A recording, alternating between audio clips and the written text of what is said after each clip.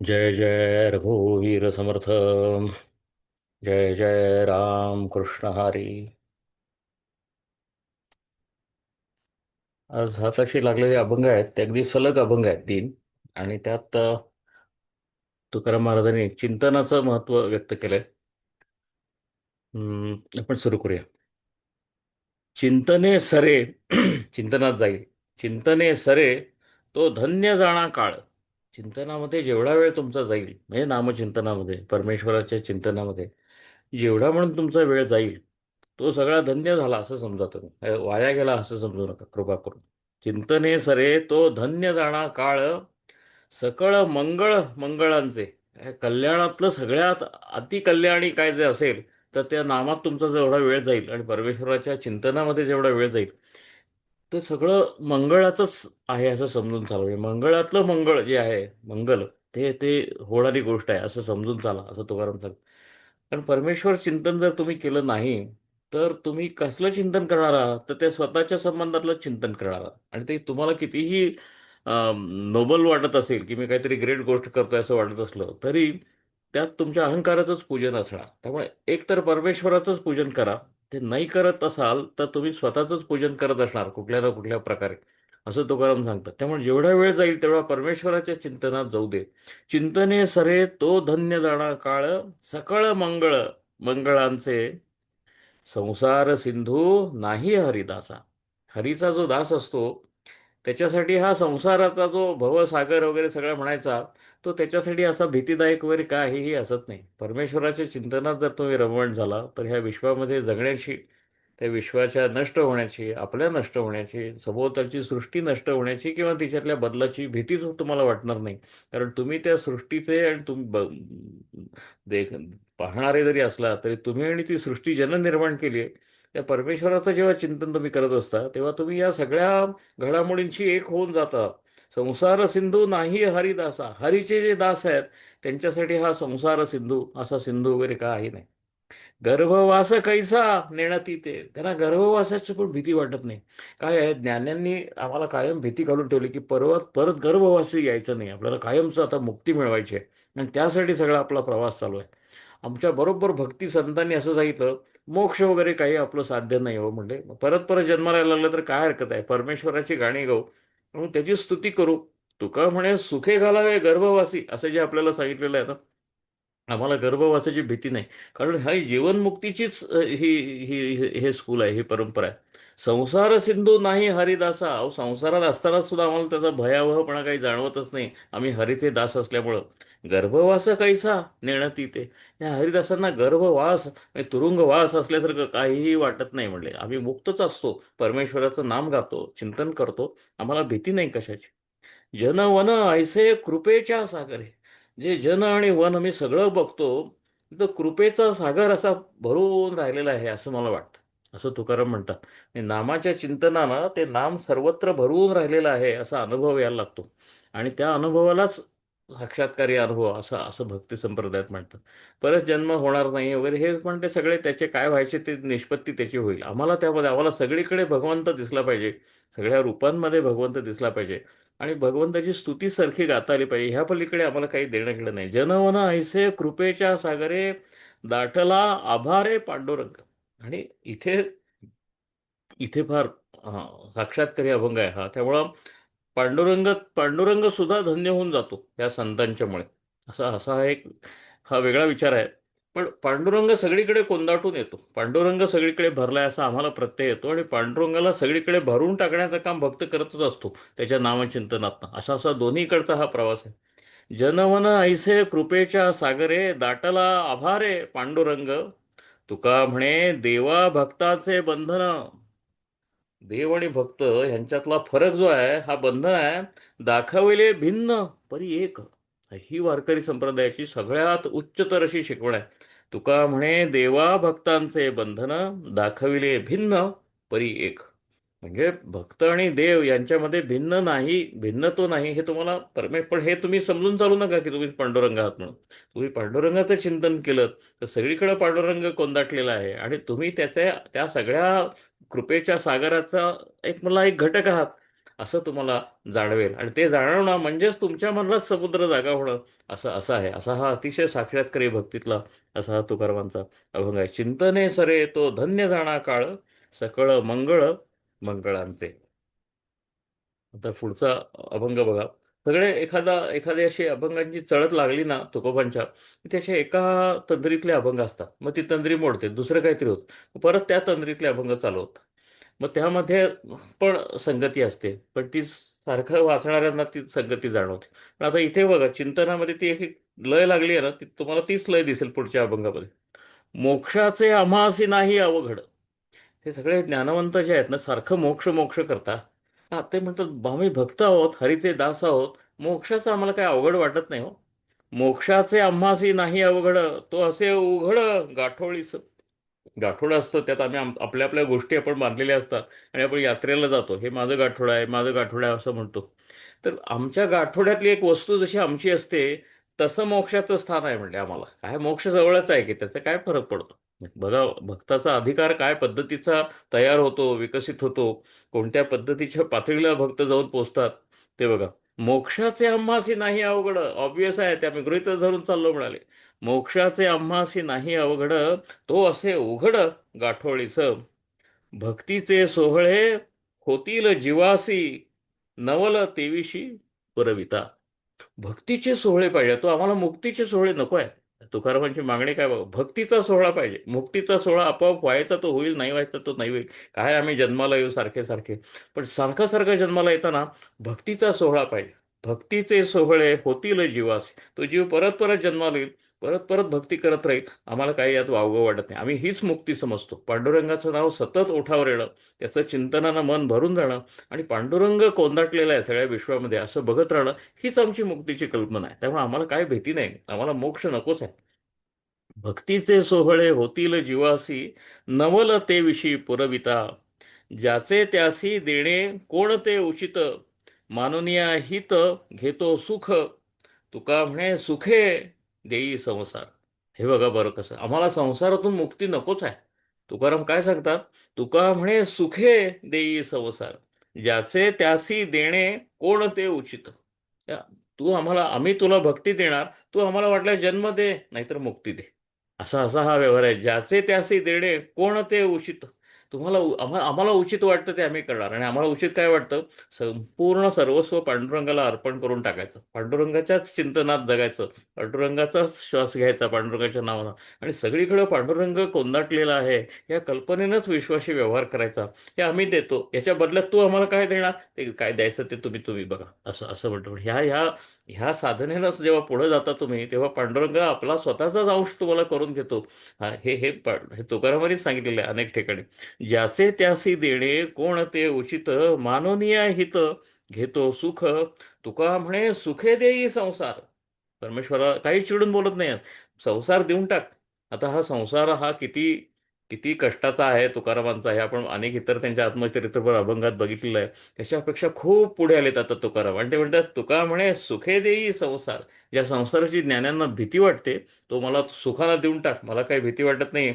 आवडीसी थार करी माझे. फक्त एकच कर, तुझी जी आवड मला लागलेली आहे ह्या जन्मामध्ये, ती त्याच्यापासून तेवढं वंचित मला होऊ देऊ नकोस.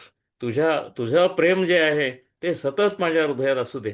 आणि मग जन्म पाहिजे तेवढे दे, संसार हवे तेवढा दे, त्याच्या सगळ्या कष्टांसकट दे, मला काही भीती वाटत नाही. तुका म्हणे सुखे देई संसार, आवडीसी थार करी माझे. आता असंच चिंतनाचं महत्त्व सांगणारा हा एक तिसरा अभंग आपण बघूया. चिंतनासी न लगे वेळ. काय आहे, चिंतन ब्राह्म मुहूर्तावरच करावं, चिंतन गोरज मुहूर्तावरच करावं, असे काही गुरु सांगतात.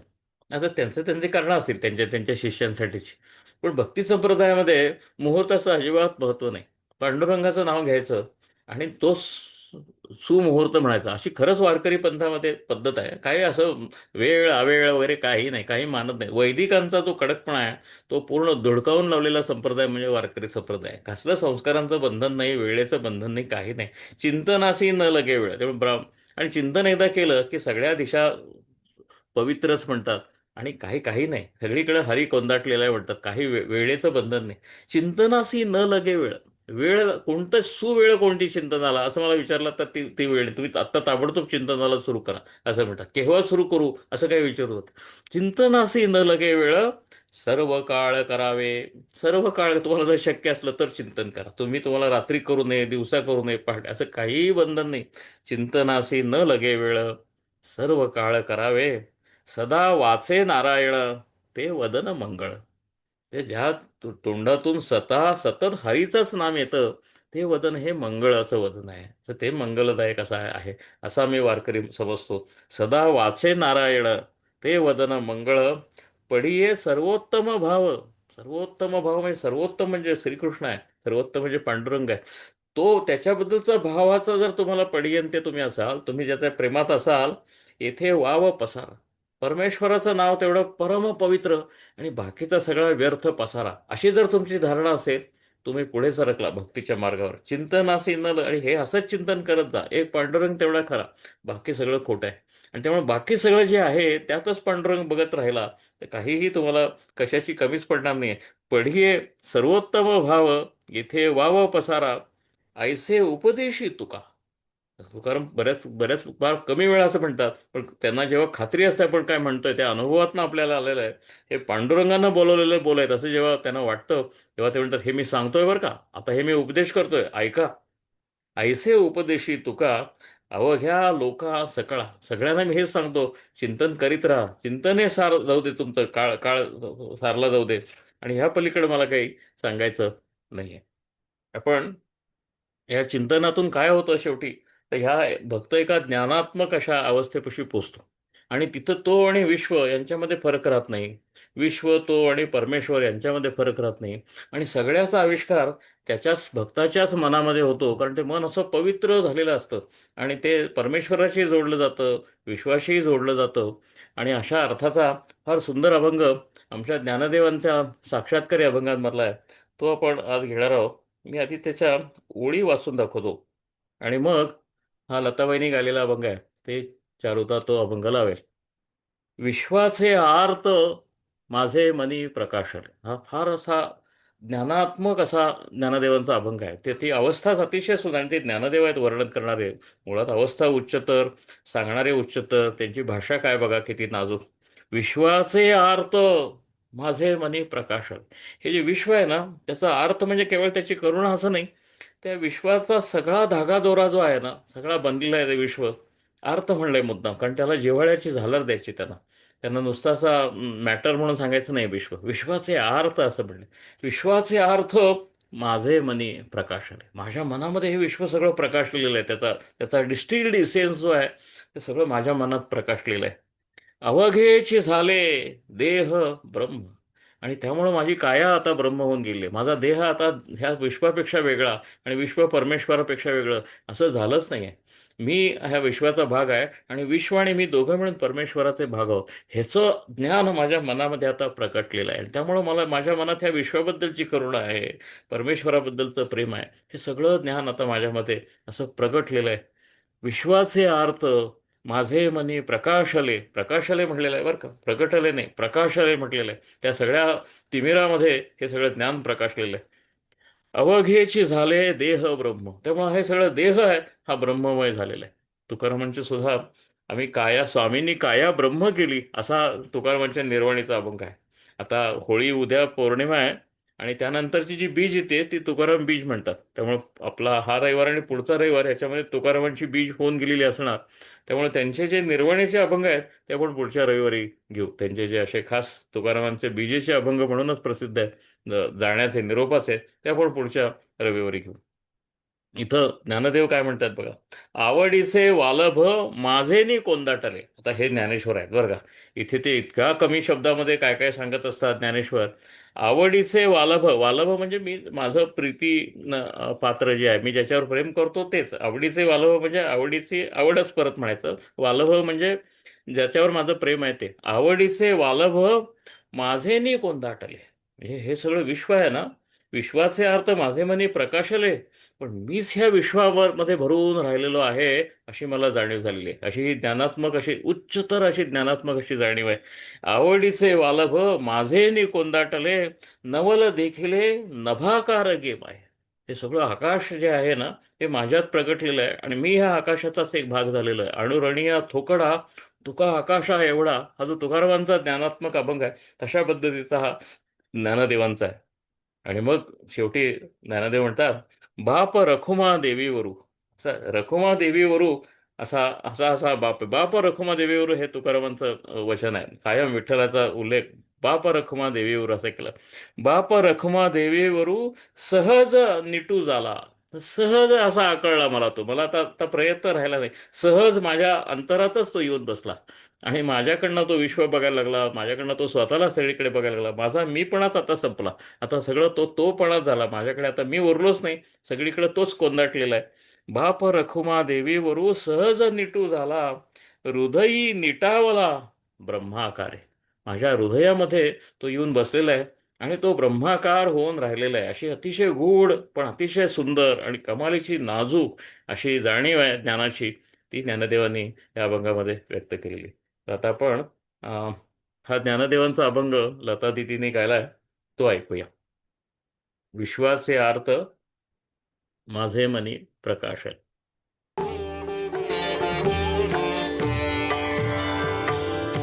विश्वाचे आर्त माझ्या मनी प्रकाशले.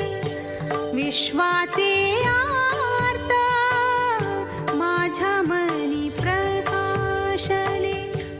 अवघेची झाले देह ब्रह्म, अवघेची झाले देह ब्रह्म. विश्वाचे आर्त माझ्या मनी प्रकाशले.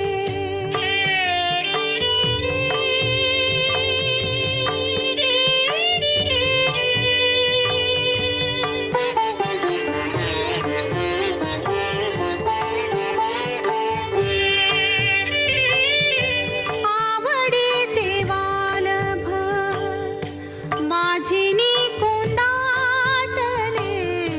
आवडीचे वालभ माझिनी कोंदाटले.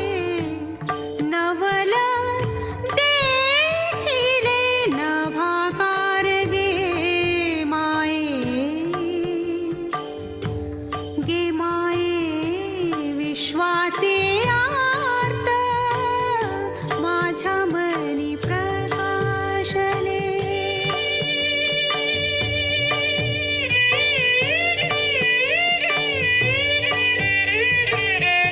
बाप रखुमा देवीवरू सहज निटू झाला.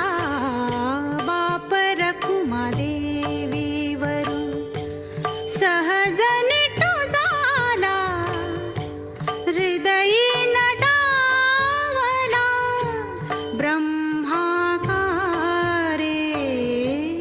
ब्रह्माकारे. विश्वाचे आर्त माझ्या मनी प्रकाशले. अवघेची झाले देह ब्रह्म. विश्वाचे आर्त माझ्या मनी प्रकाशले.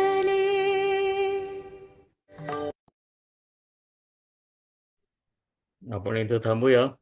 जय जय रघुवीर समर्थ. जय जय राम कृष्ण हरी.